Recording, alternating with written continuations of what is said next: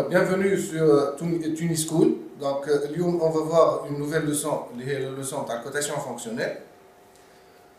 Chapitre 2, définition des éléments d'un produit. Donc, leçon 2, cotation fonctionnelle. Cette leçon, on va la traiter sur deux parties. La première partie, on va faire un petit rappel sur les choses que vous connaissez déjà. Et une deuxième partie, on va voir les nouveautés dans la cotation fonctionnelle, c'est-à-dire les conditions unilimites ou les conditions dépendantes. Donc, je commence par le rappel. Alors, premièrement, tolérance dimensionnelle et ajustement. Je prends l'exemple, cette écriture, diamètre 20, H7, G6. Alors, cette écriture se divise en deux parties. Fama. Diamètre 20, on l'appelle cote nominal. H7, G6, on l'appelle ajustement. L'ajustement lui-même, il se divise en deux parties. La lettre majuscule, donc, c'est tolérance à l'ésage. Et la lettre minuscule, tolérance arbre. Si je prends le dessin d'ensemble suivant, un dessin très simple, donc j'ai un arbre monté dans un alésage. Alors, si j'écris l'ajustement entre l'arbre et l'alésage sur le dessin d'ensemble, je représente ici diamètre 20, H7, G6, les deux lettres ensemble. Si je prends l'arbre tout seul, c'est-à-dire le dessin de définition de l'arbre, donc je prends la lettre minuscule et la tolérance arbre, autrement dit, diamètre 20, G6. Si je prends l'alésage, le dessin de définition de l'alésage, donc je vais inscrire ici la cote tolérancée de l'alésage, à savoir diamètre 20, H7. J'ai pris la lettre majuscule, la lettre majuscule, ça représente la tolérance à l'alésage. Donc, résumé, la lettre minuscule c'est pour l'arbre, la lettre majuscule c'est pour l'alésage, et si j'ai les deux pièces ensemble, donc le dessin d'ensemble, je représente l'ajustement complet H7, G6. Alors, je veux savoir maintenant, si je vais monter cet arbre avec cette tolérance G6 dans l'alésage diamètre 20 H7, est-ce que le montage sera avec jeu ou bien avec serrage? Pour cela, il faut faire un calcul. Le calcul, c'est, on va voir le jeu maximal et le jeu minimal entre ces deux pièces-là. Pour calculer le jeu, je dois savoir la tolérance G6 et la tolérance H7. Ça me donne quoi comme intervalle de tolérance? Donc pour cela, j'ai consulté le guide. Le cote unitaire, c'est diamètre 20 G6, donc diamètre 20 arbre. Vous remarquez ici des lettres minuscules. La cote 20 se trouve de 18 à 30. Entre parenthèses, ici, les élèves parfois posent la question. Et si j'ai la cote 30 exactement, qu'est-ce que je fais? Donc il suffit de lire la première colonne. La première colonne, Maktoba, jusqu'à 3 inclus. Ça veut dire 3 inclus le colonne head. La colonne suivante, de 3 à 6 inclus. Donc 6 inclus. Et je continue à lire comme ça. Donc 6 à 10 inclus, 10 à 18 inclus, 18 à 30 inclus. Donc 30 mon jeu d'enlevé. Si je reviens à mon exemple, donc diamètre 20, G6. Alors la cote 20 se trouve entre 18 et 30. G6 est linéaire. Si je fais la correspondance, je trouve moins 7, moins 20. Attention, les valeurs donc indiquées ici, ce sont des valeurs en micromètres. Le micromètre au 10 moins 6 mètres, ou bien 10 moins 3 mm. Yani 1 micron égale à 0,001 mm. Donc, moins 7 moins 20, ce qui me donne diamètre 20 G6, ça correspond à diamètre 20, moins 0,007, moins 0,0020. Alors, je rappelle que le moins 0,07, on l'appelle l'écart supérieur. Le moins 0,020, c'est l'écart inférieur. Pour la deuxième cote, diamètre 20 H7, si je consulte le guide, alors 20 se trouve toujours entre 18 à 30, H7 est linéaire, et si je fais la correspondance, je vais trouver ici plus 21, 0. Donc plus 21 microns, plus 0,021 mm. Donc j'indique ici, diamètre 20 H7 égale diamètre 20, plus 0,021, 0. De la même façon, alors, plus 0,021 c'est l'écart supérieur, 0 c'est l'écart inférieur. Vous remarquez une chose ici, j'écris ici ES et EI en minuscule, parce que c'est l'arbre. Et ES et EI en majuscule, parce que c'est l'alésage. Donc, d'une façon générale, la lettre majuscule c'est pour l'alésage et la lettre minuscule c'est pour l'arbre. Alors, pour faire le calcul maintenant, si je vais monter cet arbre dans cet alésage avec ces tolérances-là, le jeu maximal, le jeu maximal entre ces deux pièces. Lorsque je prends l'alésage maximal et l'arbre minimal. Akbar alésage ma asghar arbre. Donc, l'équation tech, jeu max égale à alésage max moins arbre min. Ou bien, je peux faire le calcul avec les écarts. Alésage max ou bien ES, l'écart supérieur de l'alésage, moins l'écart inférieur de l'arbre. De la même façon, le jeu minimum, un des jeux minimal entre ces deux pièces, lorsque je prends l'alésage minimum avec l'arbre maximal. Donc, jeu mini égale alésage mini moins arbre maxi, ou bien EI en majuscule moins ES. L'intervalle du jeu égale à jeu max moins jeu mini, ou bien IT alésage plus IT arbre. L'intervalle de tolérance de l'alésage plus l'intervalle de tolérance de l'arbre. Donc, pour faire le calcul, ES, l'alésage max, ou bien l'écart supérieur de l'alésage, c'est plus 0,021, moins EI, il est moins 0,020. Donc, si j'écris 0,021 moins 0,020. Donc, je peux lire plus, ce qui va me donner 0,041, c'est positif. Pour le jeu minimum, EI moins ES, l'écart inférieur est au 0, moins ES, il est moins 0,007, ce qui va me donner 0 moins 0,07, donc c'est positif, plus 0,07. Alors, conclusion, si on a ces deux valeurs-là positives, ou bien dans le cas général, si le jeu max est positif et le jeu min est positif, l'ajustement sera avec jeu. Si le jeu maximal est négatif et le jeu minimum est négatif, on dit qu'on a un ajustement avec Serras. Si l'un des deux, donc si le jeu max est positif et le jeu min est négatif, donc on dit qu'on a un ajustement incertain. Dans notre cas, on a trouvé positif, positif. Donc notre ajustement à 20 H7G6, c'est un ajustement avec jeu, positif. Donc ça c'est pour les ajustements. Alors, les choses à retenir maintenant. Il y a des ajustements à retenir, parce que l'examen de bac dit les ajustements à retenir. Je prends par exemple l'ajustement avec jeu. Donc vous retenez l'un des deux ajustements suivants, le H7G6 ou le H7F6. Là je me G comme le mot glissement commence par G. F comme le mot frottement. Donc le phénomène de glissement ou de frottement ne peut avoir lieu que si il y a un mouvement entre les pièces. Donc l'ajustement doit être un ajustement avec jeu. Je prends un exemple. Coussinet ma arbre. L'arbre, il tourne à l'intérieur du coussinet. Donc l'ajustement entre le coussinet et l'arbre, c'est H7F7 ou la H7F6. Vous remarquez la lettre F qui m'aide. Alors, un ajustement avec serrage. Le H7P6. P comme le mot presse. Le mot presse commence par P.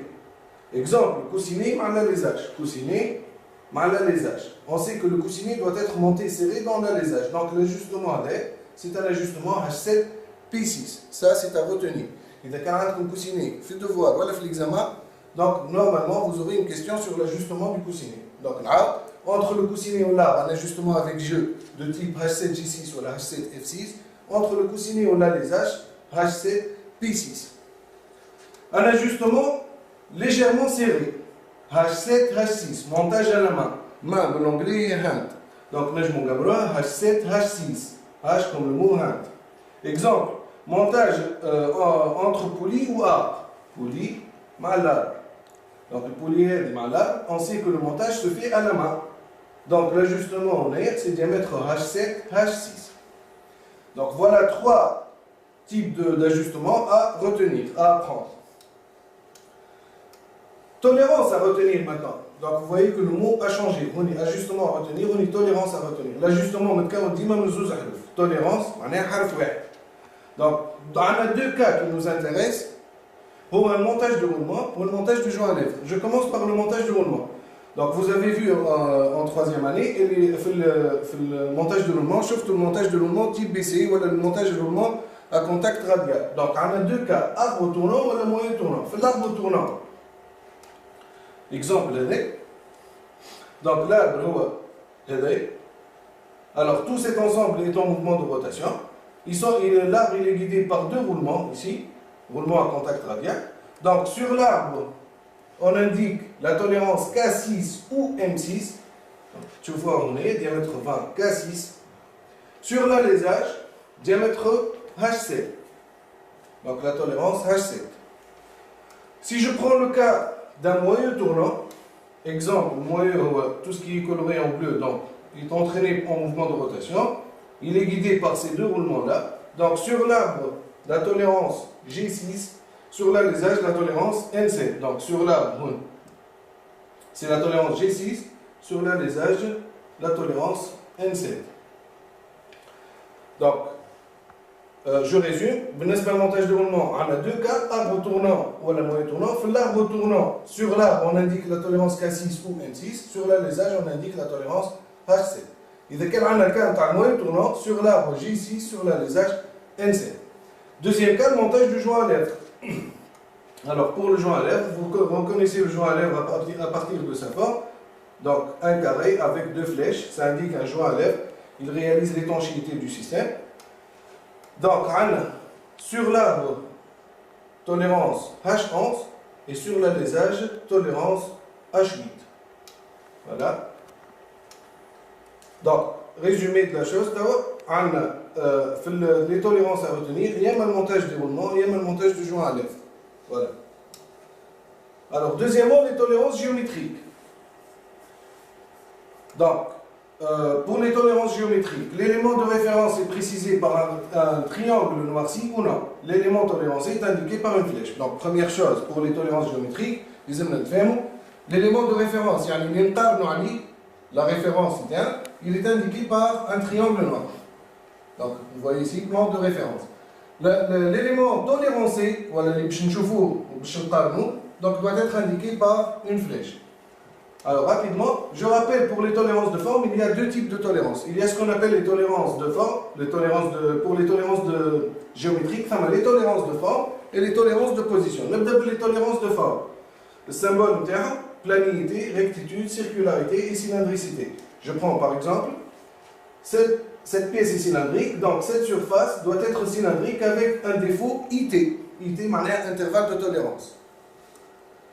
Alors, vous avez les quatre tolérances de forme. Rectitude, rectitude manière linéaire, doit être une ligne presque parfaite avec un défaut 0,02. Ou bien, cette ligne entre deux lignes parallèles avec un défaut 0,02. Donc ça c'est pour la rectitude. La planité, donc ce plan doit être situé entre deux plans, différence millimètre 0,05 sur une longueur de 80 mm. Donc ça c'est la planité. La circularité, par exemple, c'est un alésage. Donc circularité, l'alésage, c'est plusieurs cercles, plusieurs cercles. Donc défaut 0,02. La surface réelle, voilà, le cercle réel doit être situé entre deux cercles théoriques, différence millimètre 0,02. La cylindricité, donc le cylindre réel doit se trouver entre deux cylindres, différence millimètre 0,05, l'intervalle de tolérance. Donc, tolérance de forme, tolérance de forme, ما فيهمش مقارنة مع surface واحدة أخرى. وهما quatre choses: la rectitude, la planité, la circularité et la cylindricité.